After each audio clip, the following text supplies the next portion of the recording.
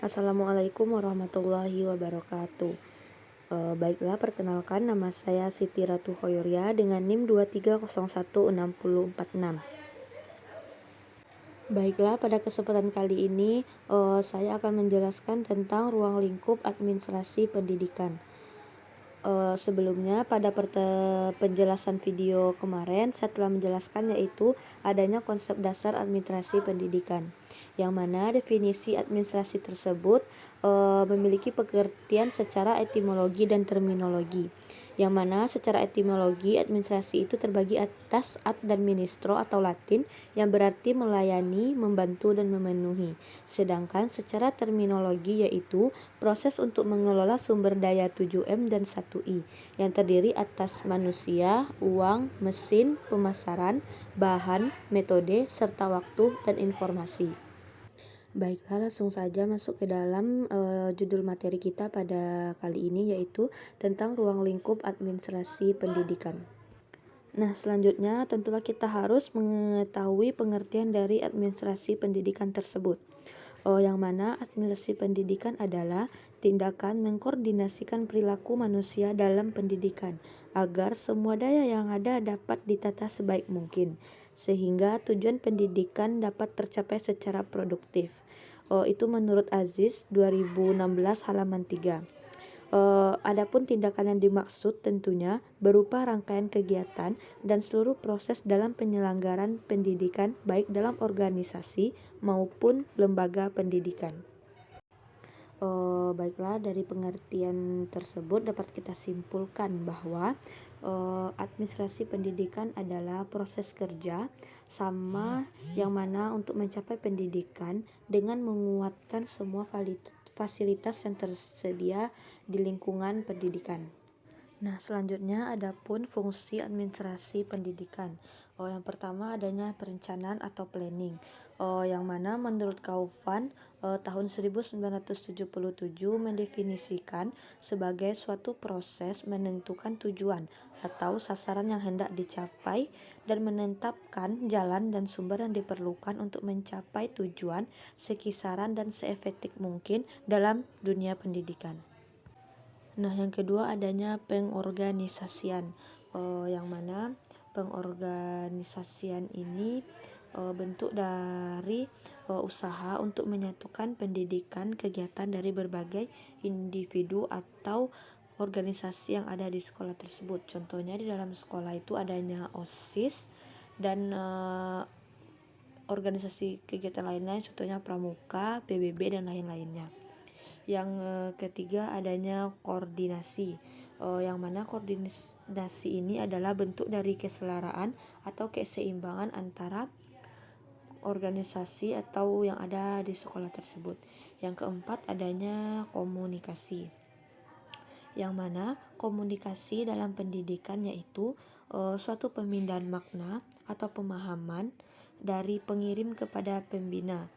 Di dalamnya terdapat 3 bagian penting dari komunikasi tersebut, yaitu adanya komunikasi yang efektif dari sang penerima, pengirim, atau keberhasilan pengirim yang akan membawa makna.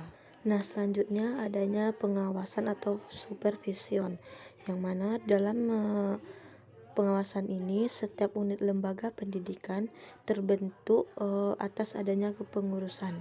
Apabila tidak diawasi, akan banyaknya terjadi potensi penyelewangan yang sangat akan mungkin terjadi.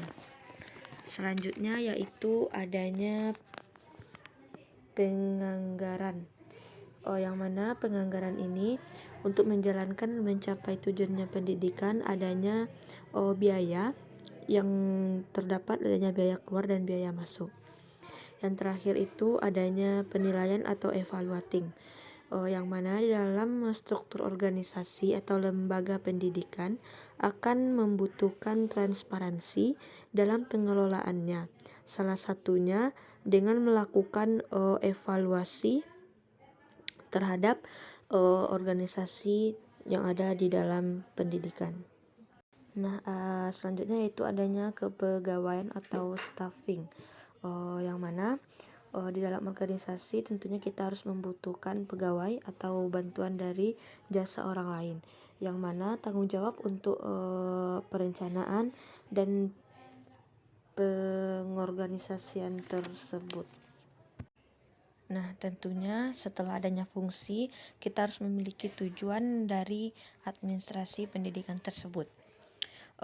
Yaitu adapun yang pertama, berusaha agar tujuan pendidikan tampil secara formal dengan merumuskan, menyeleksi, atau menjabarkan dan menetapkan tujuan pendidikan yang akan dicapai sesuai dengan lembaga atau organisasi pendidikan yang bersangkutan secara formal. Nah, yang kedua, adanya menyebarluaskan dan berusaha menanamkan tujuan pendidikan itu kepada anggota lembaga, sehingga tercapainya tujuan pendidikan tersebut menjadi kebutuhan dan pendorong kerja para anggota lembaga. Yang ketiga, adanya memilih, menyeleksi, menjabarkan, dan menetapkan proses berupa tindakan, kegiatan, dan pola pikir kerja yang diperhitungkan, yang mana dapat memberikan hasil yang sesuai dengan tujuan yang telah ditetapkan. Yang keempat yaitu mengawasi pelaksanaan proses pendidikan dan lainnya dengan memantau, memeriksa, dan mengendalikan setiap kegiatan dan tindakan pada setiap proses sistem. Yang kelima yaitu menilai hasil yang telah dicapai dan proses yang sedang atau telah berlaku, yang mana mengupayakan agar informasi tentang hasil dan proses itu menjadi umpan balik yang dapat memperbaiki proses dan hasil selanjutnya. Nah, setelah kita mengetahui tujuan peranan administrasi pendidikan, tentunya kita harus mengetahui juga ruang lingkup administrasi pendidikan, yang mana di ruang tata usaha sekolah. Yang pertama itu adanya organisasi dan struktur pegawai tata usaha. Dan yang kedua itu adanya anggaran belanja keuangan sekolah, yang mana adanya uang masuk dan uang keluar. Yang ketiga itu adanya masalah kepegawaian dan personalia yang ada di sekolah tersebut. Yang keempat itu tentunya kita harus membuat keuangan atau pembukuan agar jelasnya masuk uang dan keluarnya uang. Yang kelima yaitu adanya korespondensi atau surat menyurat, yang mana ini akan kita dapatkan dari sepertinya ada undangan untuk pihak sekolah. Yang keenam yaitu masalah pengangkatan, pemindahan, penempatan, laporan, pengisian, buku induk, rapor, dan lain sebagiannya. Nah, adapun ruang lingkup administrasi pendidikan di dalam bidang personalia murid, yang mana adanya organisasi murid, contohnya itu adanya OSIM atau kepramukaan. Yang kedua itu adanya masalah kesehatan murid, yang mana ini adanya terbentuknya organisasi UKS yang ada di sekolah. Yang ketiga adanya evaluasi kemajuan dari murid. Yang keempat itu masalah kesejahteraan murid. Dan yang terakhir itu adanya bimbingan dan konseling untuk murid, yang mana ini akan mencakup atau bekerja sama dengan guru BK yang ada di sekolah. Nah, selanjutnya itu adapun bidang personil guru, yang mana itu adanya pengangkatan dan penempatan guru. Selanjutnya itu organisasi person guru, masalah kepegawaian, dan masalah kondisi dan evaluasi kemajuan dari guru dan sekolah tersebut. Dan terakhir itu adanya refreshing dan upgrading dari guru tersebut. Selanjutnya itu adanya bidang pengawasan atau supervisi, yang mana itu terdapat upaya untuk meningkatkan semangat guru dan pegawai tata usaha. Dan yang kedua itu mengupayakan dan mengembangkan kerjasama yang baik antara guru, murid, pegawai tata usaha yang ada di sekolah. Yang ketiga itu mengupayakan dan membuat pedoman cara-cara menilai hasil-hasil pendidikan dan pengajaran. Dan yang terakhir itu adanya upaya untuk meningkatkan mutu dan pengalaman guru yang telah terjadi di sekolah tersebut.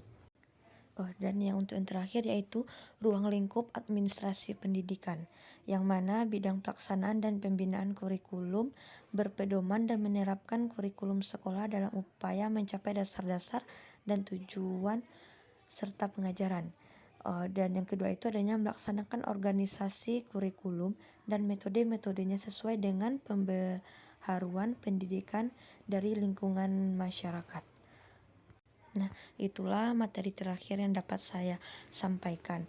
Jika adanya salah kata, saya mohon maaf. Saya akhiri dengan wabillahi taufik walhidayah. Wassalamualaikum warahmatullahi wabarakatuh.